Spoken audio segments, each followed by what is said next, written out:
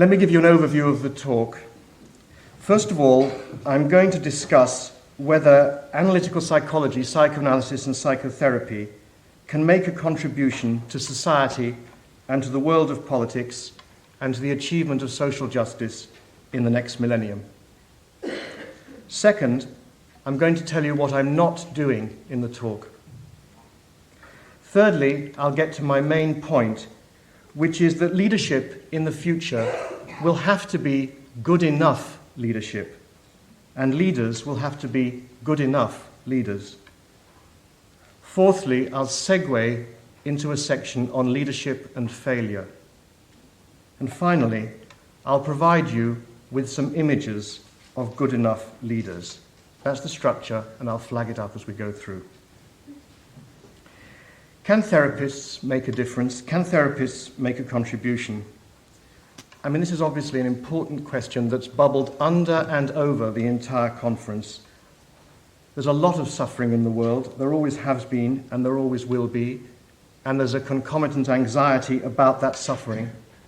And it's quite clear, not only from the last question in the previous session, but throughout, that we live under the aegis of the Holocaust and live out our lives via a kind of Holocaust consciousness. And yet, at the same time, to use a phrase I coined for the political psyche, there's a resacralization of the culture going on. People, not just therapists, of course, people in all kinds of political, social, and spiritual endeavors are trying to resacralize, are trying either to find something they thought was once there that's now got lost, or to put something into place that's very, very different and new. I think there's a huge debate going on about the forces at play in our lived world. For example, globalization. Can the states of the world, can the sovereign states and their citizens and their leaders do anything about globalization? This debate is, of course, arcane, detailed, statistical, and historical.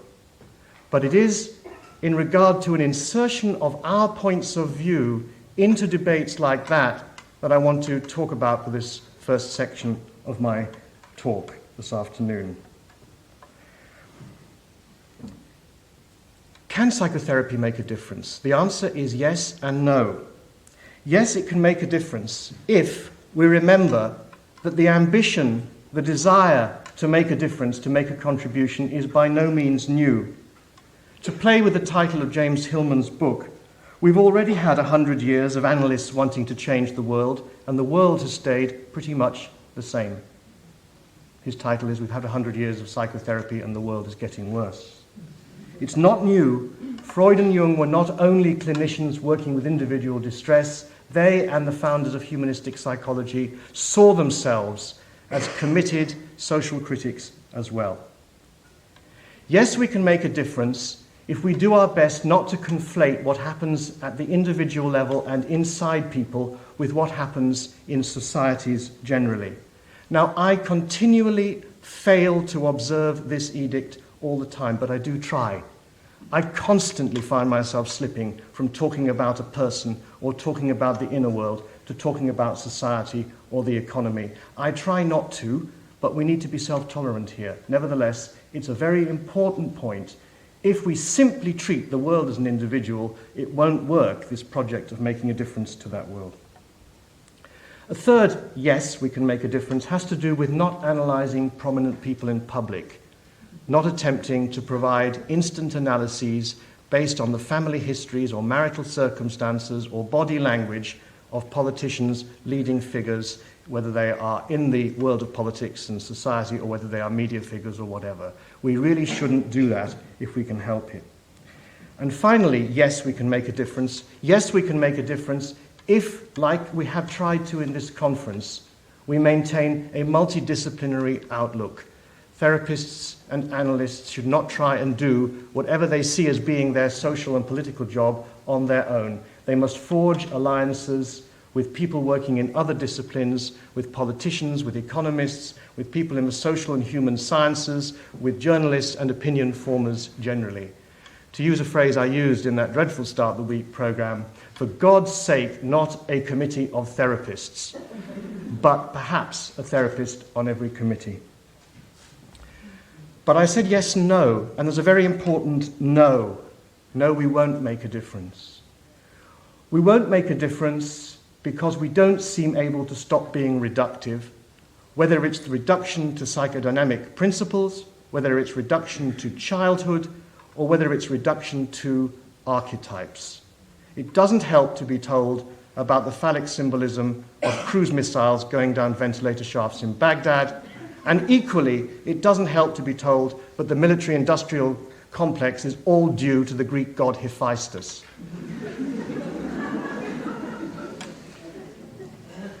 And the answer, no, will we make a difference? No, we won't make a difference, also comes in relation to our own appalling record when we have got involved with events of what we call the real world. I'm thinking of our rather bad record, our as a profession as a whole, of collusion with oppressive regimes.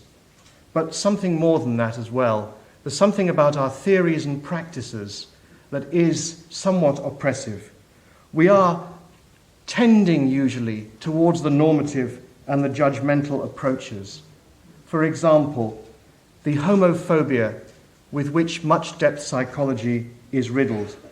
That homophobia has not gone away following the impressive victories in 1995 and 1996, which forced the elitist psychoanalytic institutions of this city to issue statements of equal opportunities.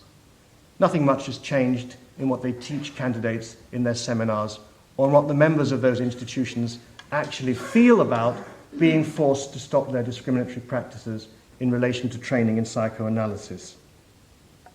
Then there's the whole question of anti-Semitism, this slur, this really appalling feature of Jungian psychology, with which many Jungian analysts, not just me, have made an honest attempt to get to grips, understanding that it is by now our problem, not Jung's problem. Then there's the sexism of much depth psychology, that people like Susie and others have worked hard from a feminist and indeed non-feminist background actually to try to challenge and overturn. Nevertheless, there is a sexism that runs right the way through psychoanalysis and its heirs. All these things stop us from offering up our section of the practical compassion that Karen Armstrong kicked the conference off with yesterday. And then there's racism, which Susie spoke about movingly and eloquently. And this is a problem for Jungian analysts as well. Polly, your greatest paper is Why Are There No Black, or is it African American, I don't know which, Jungian analysts? That paper made it impossible for Jungian analysis in the United States to accept the status quo any longer. So there is a very bad record of normative, judgmental, and anti-life practices, which has to be owned and stands on the no side when you think about the question, can psychotherapy make a difference to issues of social justice in the next millennium? We need to address why people are so suspicious of us. They don't like the reductionism. They know about our bad history better than we ourselves know it. And one last point about training. I wrote a paper that was published in the British Journal of Psychotherapy called What is a Good Training? Very few people got the irony, but I certainly got the flack. Because in that paper, I suggested that it was time to move to affirmative action in the psychotherapy training area. That organizations like the SAP, and it really needs to start in the elitist organizations, should think in appropriate circumstances and with all appropriate safeguards about waiving the educational qualifications and putting some of our quite considerable resources to work so that those people from minority communities who, for whatever reason, seek the path of becoming a Jungian analyst or psychotherapist might be enabled to do so. That said, I don't think that Western-style psychotherapy is the only way to ease psychological and spiritual distress, and I think that the psychotherapy professions should act constructively against their own interests so that what funds that are available in this area also go into funding things that have nothing to do with Western psychotherapy, but have something to do with the same areas of human experience that Western psychotherapy, in its struggling way, seeks to address. So one final point about this first "Can we make a difference" section is this. To use an image of David Bohm, which is David Pete, teacher, enfolded into this talk is another talk. It's not just about the future of leadership, it's about the future of psychotherapy as well. And I think that if we continue to bystand, we will go out of business in all meaningful senses. Some of us, especially the trainers, will have practices and money in the bank. But in the emotional bank, in the moral bank, in the ethical bank, we'll be way overdrawn. So I think what I'm talking about is more than about leadership, it's also about our future too. By the way, I know this talk is overfull and terribly dense, and one thing my analysis never really cured me of was a kind of identification with a certain sort of mother, so you just have to put up with getting too much.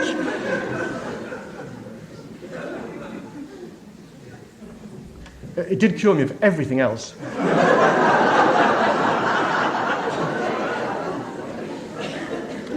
Okay, let's get on. Second section is what I am not doing this afternoon. Now, those of you that know me and those of you that speak will know this is an age-old device. Firstly, to demonstrate to people who need it demonstrated that I actually know something about academic and other heavy-duty studies of leadership, because you're not going to get one this afternoon. So this is what I'm not doing. It's also a way of alerting you to a kind of field of endeavor so you can locate me in relation to that field. I'm not going to be analyzing any specific leaders at all.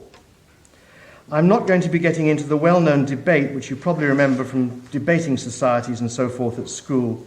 Are leaders great men or women, or are leaders people who are thrown up by the times and only look subsequently, or indeed at the time, great? Are they born or are they made? I'm not going to be listing the attributes of successful leaders, though I'll be saying quite a bit about unsuccessful ones. I'm not going to be telling you anything about the psychopathology of leaders, nor am I going to make the slightest attempt to analyze the motivations of those who follow leaders, for example, by talking about crowd psychology, group dynamics, basic assumptions, and that kind of thing. Nor am I on this occasion going to do much about teasing out the impersonal forces that throw up and lie behind the leaders in our world. Impersonal forces ranging from international finance to racism, which is a force in the world, and even the so-called archetypes. That's not for today, what lies behind the leaders. Nor am I going to insult your intelligence by telling you yet again that there are benevolent as well as malevolent uses of power. And yet, of course, my talk is all about power. Well, that's what I'm not doing. What am I doing? I'm imagining what the processes of leadership are going to be like or could be like in the future. And that's the good enough leader business that I mentioned earlier. I'm also going to be exploring the interface between these two worlds of psychology and politics without collapsing them into each other, but with the notion of a new political paradigm in mind. I'm going to be using an imaginal or image-based psychology deriving from Jungian psychology, but by no means restricted to Jungian psychology. And if you have an imaginal or image-based psychology, heart and soul come into it, as well as head and mind, not to mention body as well, as you'll see later. The tone is intended to be suggestive, naughty, pragmatic, and earthy. I'd like, as David Pete said, to break some symmetries here. I'm going to use what Jung called, first of all, indirect thinking, and then changed it to fantasy thinking, and then, whoever said the man didn't develop, finally came up with intuitive thinking.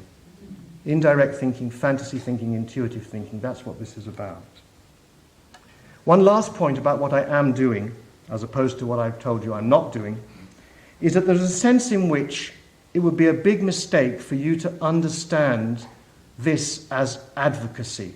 This paper is not really advocacy. It's kind of description of cutting-edge practice or unusual practice fashioned by me into a theory or a coherent or relatively coherent discourse. Let me give you an example from somewhere else altogether. People say, well, Machiavelli offered princes in 16th century Italy a handbook about what to do. Nonsense. Machiavelli observed what the most successful princes in 16th century Italy were doing, described it as well as he could, and fashioned it into coherent text that has withstood the test of time. Or Adam Smith. Adam Smith didn't invent the financial mechanisms and approach to capitalism that he wrote about. He saw what the most affluent and successful money people in 18th century Edinburgh were doing, described it as well as he could, and fashioned it into a text that has also withstood the test of time. Description as well as advocacy. Okay, that's what I am doing and what I'm not doing. Let's now get to the third section, which is, in some senses, the engine room of the talk, the thing I'm going to be using throughout the sections that follow it, which has to do with this notion of good enoughness, as in the good enough leader. Now, all of you know about Winnicott's Good Enough Mother, and I think nowadays people talk very equably and easily about the good enough parent. What does the good enough parent do? The good enough parent encounters and meets the baby's omnipotent fantasies, and then gradually lets the baby, down by failing to meet them. A graduated, carefully modulated, compassionately managed letting down of the baby's expectations by means of failure. Now, what happens when that kind of good enoughness goes on is that it becomes more and more difficult for said baby either to idealize or to denigrate said parent. Now, hopefully, a resonance is immediately set up with leaders and with leadership, because aren't these the twin poles around which our perception of leaders revolves? Do we idealize the leader, follow him or her blindly, with all the fascistic, tyrannical outcomes that this millennium knows a lot about? Or do we denigrate the leader, resulting in intolerable levels of cultural anxiety that are quite uncontained? And this process we see happening in the Western world these days. To get back to the good enough parent isn't what a good enough parent does to make it very difficult, either for that parent or the baby in question, to either idealize or denigrate the parent. But you'll recall that what I said happens is that a certain kind of failure takes place. And I want to suggest to you as forcefully as I can, but staying within an argumentative, not only an assertive mode, that failure of a special kind lies at the heart of good enoughness. Listen to Winnicott. I always talk about the good enough mother because we know that the best she can do is to be good enough. And the word enough gradually widens in favorable circumstances, widens in scope according to the infant's ability to deal with failure by understanding and toleration.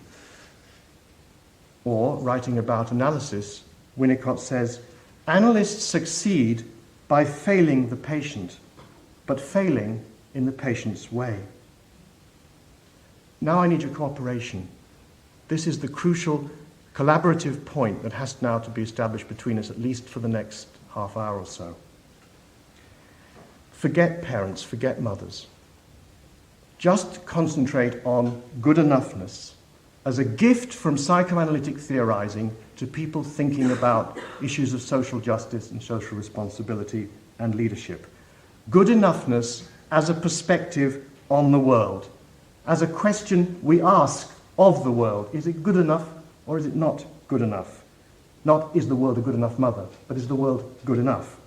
A Weltanschauung, a world view, and even a tool of psychological and social commentary. Good enoughness is a gift. Just detach it for the moment from the mother or from the parent. Now, if you've done that, you'll be able to follow me in relation to the next section, where I'm going to look at the whole question of failure, which I see as lying at the heart of good enoughness in relationship to leadership in the future and to the future of leadership. But I'll end this section on good enoughness with Bob Dylan. There's no success like failure, and failure's no success at all.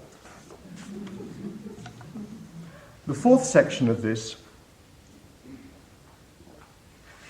is hence on leadership and failure. I want to make some distinctions. Now I'm going professorial on you here, and I'm sorry. I want to make some distinctions between A, failed leaders, B, failure of the very idea of leadership in our time, and C, leadership as the art of failure. Let's go first to failed leaders. Well, I read a lot about leadership for this, and as far as I can see, failed leaders are either excessively strong, which means that they excite all kinds of resistance eventually, and sadistic, understandable sadistic responses in the populace, who then rise up in some way, or they're excessively weak, and they just get blown away by the forces which they're confronted with in the society they happen to lead. Failed leaders seem to be remarkably self-deceiving people. The best example is Hitler at the end of the war moving non-existent armies around the map of Europe, with nobody able to tell him of the extent of his self-deception. When I want to rub in how it's possible to defeat fascism, it's this image of a deluded, mad general moving non-existent tank regiments around a map that I'm fond of going back to. Leaders who fail are often wrong for the time. They came too soon, they came too late, you don't realize till later what you had, or you think, my God, what on earth were we doing then? It simply wasn't appropriate. But we got into this kind of situation and we couldn't get out of it. Failed leaders, it seems to me, are either too ideological or not ideological enough. In the Western societies, we suffer at the moment from leaders who will fail because they are not ideological enough, by which I mean they have no principles whatsoever. And we congratulate ourselves that we did well against the war in communism, which was too ideological for its own good. This is a big, big mistake. When it comes to leadership, there is a middle path between ideology and anti-ideology, which our current leaders, with their obsession with third ways and triangulation, would do well to heed. Last point about failed leaders is that failed leaders, sadly for them, lack the capacity to generate and to use what Machiavelli called fortuna. Fortuna, fortune. It means luck, of course, but it doesn't just mean luck. It means something about the leader, the prince, being in harmony with the forces of the society in which he or she finds themselves and in harmony with the forces of the cosmos. A failed leader lacks fortuna, and this can be a personal defect or some kind of punishment or withholding by the gods, I do not know. But fortuna meaning luck and harmony with the world. This is what you need to succeed as a leader, and if you don't have it, you'll fail. That's failed leaders.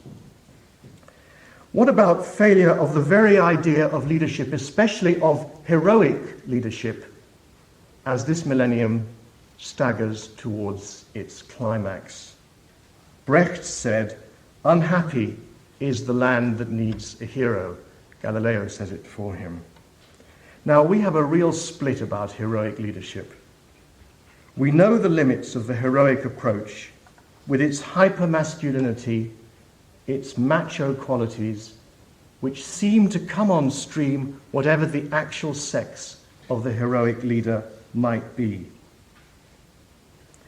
Yet in spite of knowing this cognitively, emotionally, we still seem to need to want heroic leaders. And this is a terrible, soul-destroying and I believe possibly civilization-destroying split. What is this love affair with the hero about? Lee Edwards has something very interesting to say about this in her book Psyche as Hero, Female Heroism and Fictional Form. She says about heroes and the love affair with heroes, dreaming, we are heroes.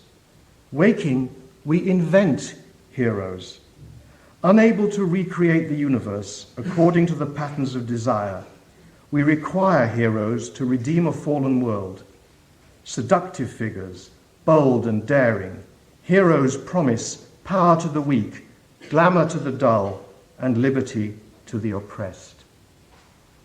She also makes the point, a very important point, that given the hypermasculinity of the role of the hero, irrespective of the anatomical sex of that hero, the obstacles that the hero will encounter are, by virtue of the binomial opposition of Western thinking, going to be female or feminine. That's the problem. That's the positioning that is the problem. The hypermasculine heroic leader will bring into being the notion of everything that might be subsumed under the term feminine or femininity as the obstacle that he, brackets, she as a he, has to overcome. Now, there are, as I'll be describing later, numerous ideas around now about non-heroic styles of leadership, but they lack a certain charge. I think there is a secret heroism in all the community approaches, network approaches, collaborative approaches, and bottom-up approaches to leadership. But that secret heroism has not been brought out, it's not been rendered attractive. The heroic leader remains attractive. Dreaming we are heroes, waking we invent them. Can you think of that being sort of a community activist? You know, dreaming we are community activists, waking we invent them. It doesn't work. And we have to think about ways of making it work. Okay, up to now, I've talked about failed leaders and failure of the idea of heroic leadership. Now I want to talk about leadership as the art of failure. I'm really talking about the inevitability of failure in the social realm. This is the risk society that Ulrich Beck and other people have talked about. BSE, the unforeseen risk that smashes the clever plans of the bureaucrats and the politicians. And regarding social justice, no matter how much a leader might want to bring about social justice and distributive justice that Maxwell talked about earlier, the struggle over resources usually has winners and losers, and leaders can't do much about it, even if they want to.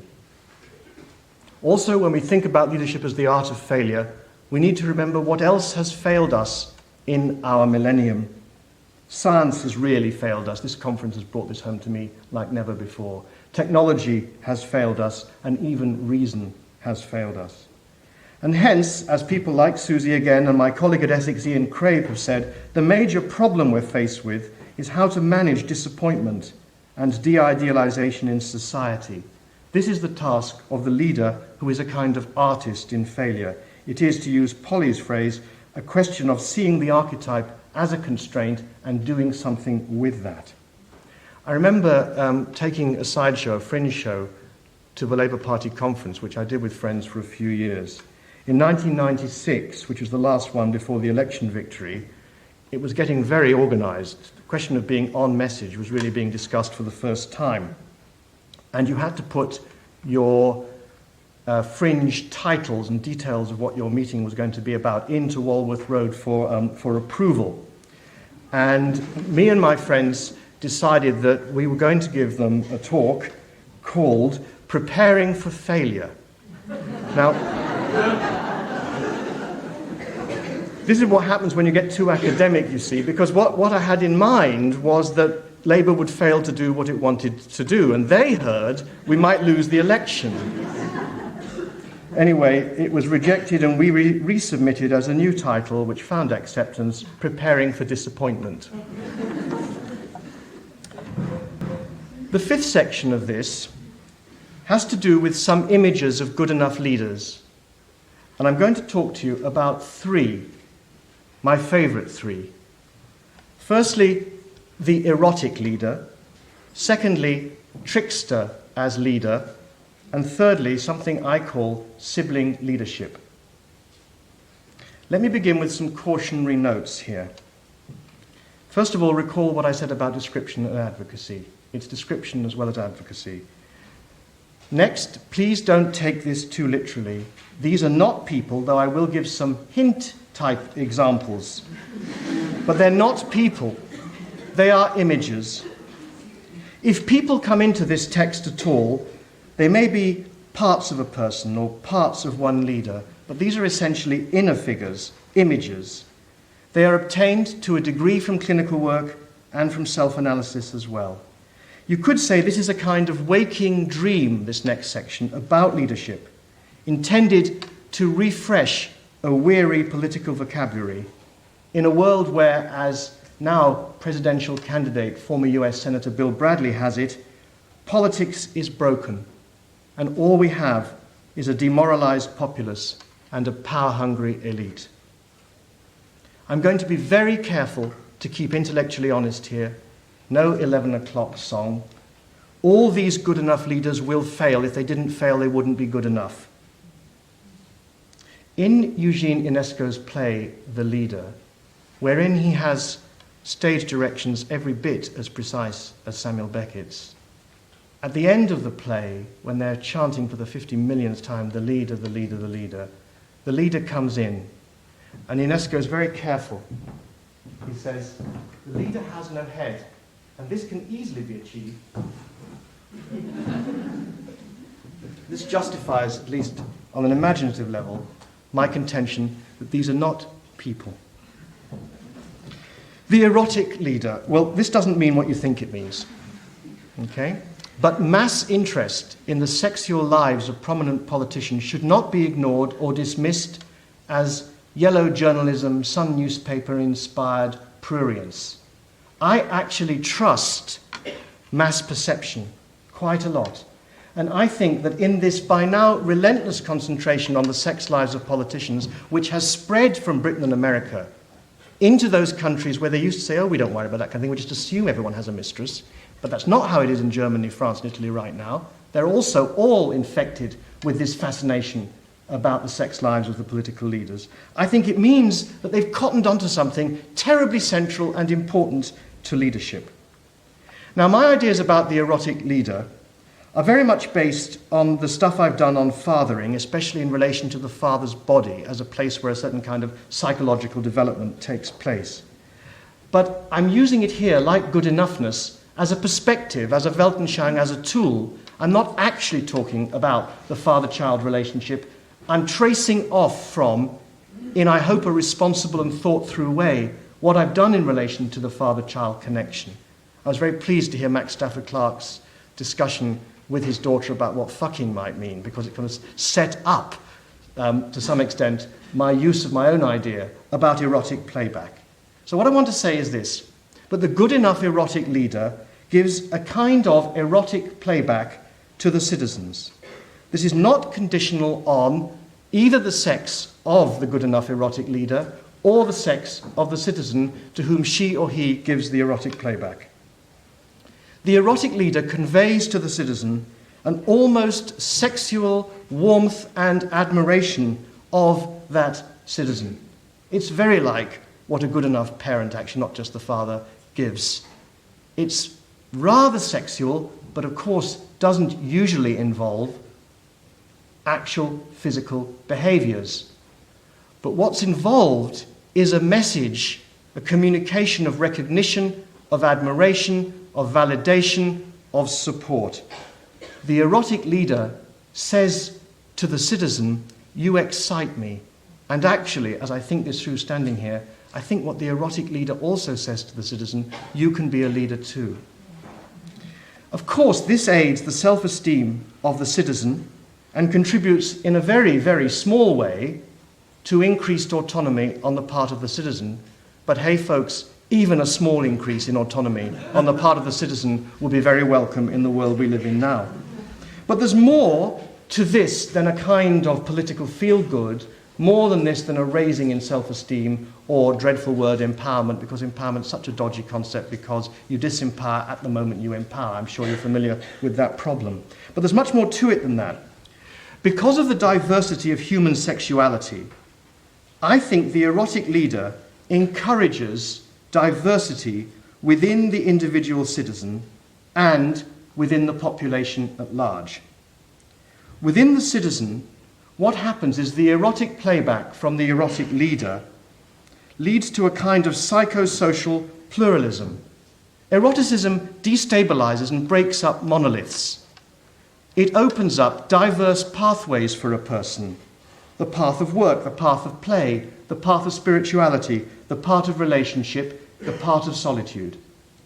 So when the leader conveys to the citizen, the erotic leader conveys to the citizen, something locked up in this notion of erotic playback, he or she is saying to that citizen of whatever sex, you are more than a monolithic entity.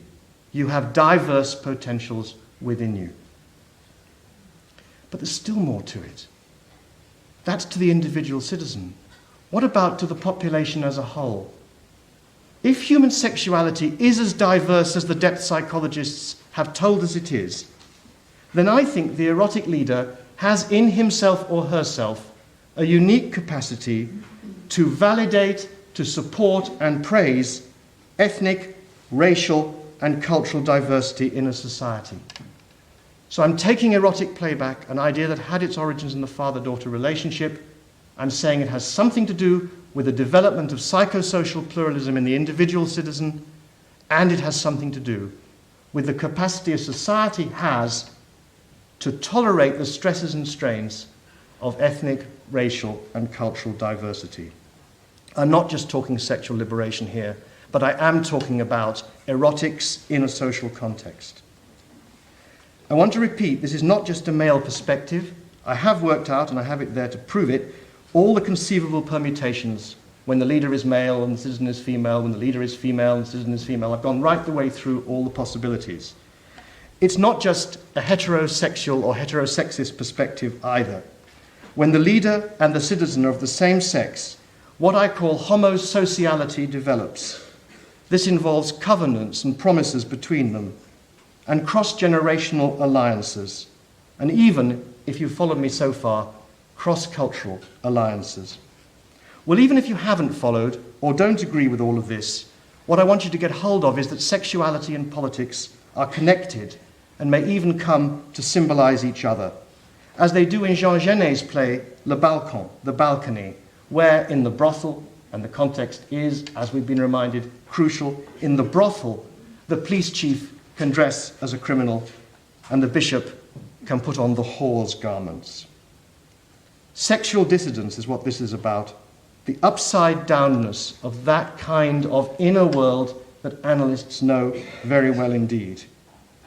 To use the language of those who engage in submissive, dominant sexual practices, what we're talking about here is the capacity to switch, to be submissive at one moment and dominant at the other, for leaders to submit, for citizens to dominate. I suppose the more humane version of putting this would be that I hope that erotic leadership would involve people relating more erotically to each other in the broadest sense. Now, I said everything I was going to talk about would involve failure, and the erotic leader will fail. The erotic leader will fail for many reasons, but primarily because it's no easy matter. In fact, it's very hard indeed for people to feel good about themselves in the ways hoped for. Even a beautifully erotic leader cannot contradict what people feel about themselves if it's rather negative. And so, given that most people feel rather negative about themselves, erotic leaders, even in their good enough guise, will fail. The possible example of all of this stuff about erotic leadership is why President Clinton has, in fact, got away with it. Second example, trickster as leader. This is about the value of immaturity in public life. Immaturity. It's about an immature leader called trickster as leader who does not know who he or she is, who is out of touch with reality, who engages in grandiose, omnipotent, visionary fantasy about society and may even have definite sociopathic features. Let me anticipate the obvious objection. No, we don't have enough political tricksterism in our systems at the moment. We do have enough dirty tricks, sleaze, undeclared loans, conflicts of interest, and so on. But these are degenerated and negative versions of what I have in mind with this idea of the political trickster and with the notion of tricksters as leaders. The positive version of trickster as leader lies at the heart of the politics of transformation and seeks nothing less than the transformation of politics. That needs to be explained. You know about tricksters, legendary, mythic figures, such as the Winnebago Native American trickster that Jung knew so much about, or the Greek god Hermes, or Yahweh in the Old Testament. These are all trickster figures. They are immature, even sociopathic, visionary personalities.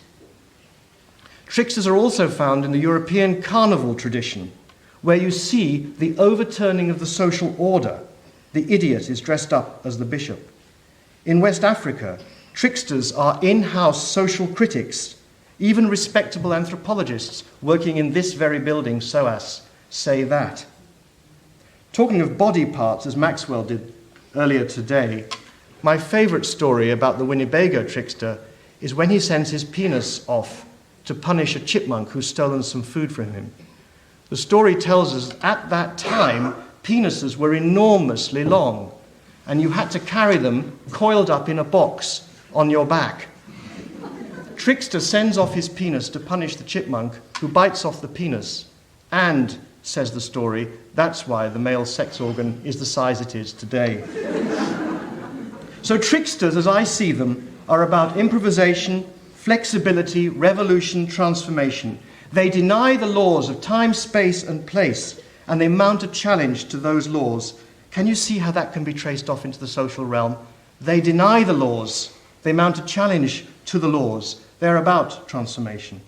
Tricksters as leaders make us consider or reconsider what is supposed to be idealistic and what is supposed to be realistic. They know about the vision thing, whether it's to do with sustainable development, social or distributive justice, or the overthrow of tyranny, or the combating of racism.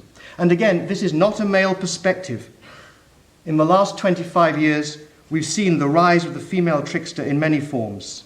Lipstick lesbians, the mothers of the Plaza de Mayo who dressed up in full mourning regalia but stitched the important questions and basic information they had about their disappeared children on the mourning scarves, the mantillas, and were able to exchange it under the very eyes of the junta.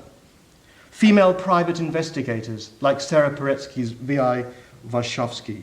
All of these people seek to undo the social order, sometimes by overdoing it. And here is a wonderful example in the Observer today. I'll read you the caption. A troupe of lesbians dressed up as French tennis star Amélie Mauresmo step out in Sydney at this week's Gay Mardi Gras, attended by more than 700,000 people. Mauresmo, 19, who is openly gay, was criticised by some female players at the recent Australian Open for looking and playing too much like a man. But the French public have taken her to their hearts, and yesterday their support helped her reach the Paris Indoor Women's Tournament final. But the picture is of about 100 Australian lesbians dressed up in her tennis outfit. This is an example of the female trickster. Some people will say, although I happen not to be one of them, that the life of each and every woman in today's world is an example of tricksterism in practice. So that's trickster as leader, and that will fail too. I've got 10 minutes.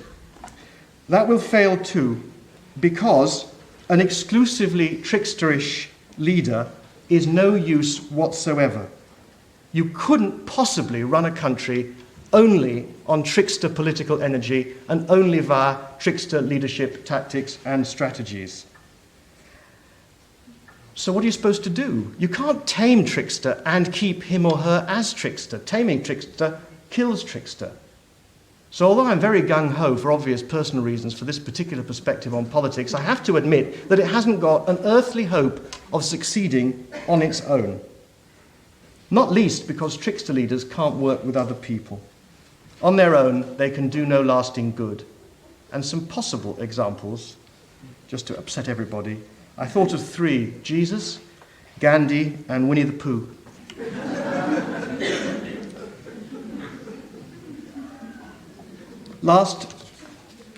Last example of good enough leaders. Remember, these are images, they're not people, they are all failing, and they rest on the earlier thinking in the paper about how good enoughness and failure might be interesting ways to refresh the political vocabulary about leadership. Sibling leaders. I want to address two issues with this idea of sibling leaders, and I want to kind of flip the second one towards some of the events around Roscard's paper this morning. The first huge issue I'm addressing is this whole question of diffused and decentered leadership. Feminism and community politics, starting from the early 1960s, put this whole question of decentered leadership on the table. And ideas of this nature have even entered modern management consultancy thinking. It is, as I mentioned earlier, about collaboration, networking, information passing, telephone trees, all these trendy ideas, yet it's still, in my vision of it, a form of leadership. It may decenter leadership, but it's still a kind of leadership. And this sibling leadership image I'm going to be sharing with you in a second is my take on that. The second huge issue is something I felt was bubbling under around Roz's paper. And it's something I've noticed as I travel around the country trying to get my thoughts clearer and clearer about politics. Most people now know that the citizen, the monolithic citizen, doesn't exist. This is, of course, something that psychoanalysis has played a part in achieving, because we know that the self and the person, small s self, and the person don't exist. At the same time, though, people are saying, well, I want to do politics, but I want to do them with reference to one fixed thing, and that is the sex I am. I want to do my politics as a man, I want to do my politics as a woman, and I want this because I know that men and women have different sexual agendas. They do, no matter how you verbalize it and how you theorize it, and whether you see feminism as spent or feminism as just beginning. The sexes have different agendas, and they enjoy a certain ambivalence in relation to each other. What can we do with this? What can we do faced with the different agendas based on different social facts and the ambivalence based on psychology of the two sexes about each other? What can we do? What kind of image might inspire a shared politics done by people of each sex in some kind of temporary alliance with members of the other sex? I stress temporary alliance because I think the ambivalence and the ineluctable misunderstanding between the sexes will make alliances between the sexes temporary. I don't have a vision of males and females walking hand in hand into a pink sunset. There is an irremediable friction, sadly, but there it is. What images might provide a kind of model for doing politics in the sex you are, with people, of course, of your own sex, but also of the other sex? Will marriage serve as an image? After a millennia and more of Western-style marriage, it's clear to me that oppression of women and children is written in. So you can't get married to someone of the other sex and do your politics. Is romantic love perhaps a better image or model for doing politics? Well, sadly, as Alexandra Kollontai found in her great novel about the Russian Revolution, The Love of the Worker Bees, romantic love is so goddamn preoccupying there's no energy left for politics. Siblings. The answer, he said, is siblings. Siblings are already creatures who understand ambivalence, who understand that the sexes have different decks of cards dealt to them, hands of cards dealt to them, and who understand about ambivalence. It's a very workaday, pragmatic model for sexed politics and for the kind of temporary alliances that the capitalists, the soldiers, and the patriarchs do very well. Progressive people, pluses, people like us, are hopeless at short-term alliance and deal-making. We want total agreement before the slightest action takes place. They, the enemy, know very well that if you wait for total agreement, the world will move on and you'll lose out. sibling politics seems to me an ethical way to strike deals with people with whom you don't agree about everything in the political world, but you agree about enough to do things together. Now, I think that one can understand some of the difficulties with sibling politics by reference to what happens developmentally in a family to the alliance of pre-adolescent brothers and sisters against the parents. We know that before adolescence, before puberty, brothers and sisters, I mean, I can do this for brothers and sisters, but let me just do it for males and females. Brothers and sisters lose interest in each other in a certain kind of way. They stop being each other's buddies and supporters against the tyrannical, even oppressive parents, and they do other things. Now, the traditional explanation of this is incest avoidance and sexuality. They better not be too muddled up with one another because they'll end up in bed together, and what they've got to do is get into exogenous sexual relationships in bed with other people, and that's why the alliance stops. Now, of course, it's not wrong. Psychodynamics is never wrong. That's what's wrong with it. What's missing is that pre-adolescent or about to be adolescent bodies are pretty big. And for the first time, if you think real primitive stuff here, the boy and girl could actually physically overpower and damage the mother and father. Two kinds of repression come in. One is the incest repression that we know about from the psychodynamic books. The other is something much cruder and much more political. So I think that by backtracking, you can see that the problem with siblings in the family is also the problems with siblings in society. If we, as siblings, rise up, the parents, the political parents, will really be in shtuck. So all manner of reasons are found to set us against each other. And above all manner of reasons are found, here I'm using socialist thinking in a non-socialist context, to stop men and women working together politically. Just as all kinds of reasons have been found by capitalists to stop people of different races working together, and so on. Anyway, what I like about this sibling image of sibling leaders, using siblings as an image to inspire new kinds of organization and leadership, is that it reverses the usual received psychodynamic wisdom about leaders being parents and us, the led, somehow as being the children. What I'm talking about is that the children, and even the patients, if patients are children on the conventional model, which I dispute, but if they are, even the patients too can do the leading. And I think that this kind of leadership, sibling leadership, is what is urgently needed into the next millennium.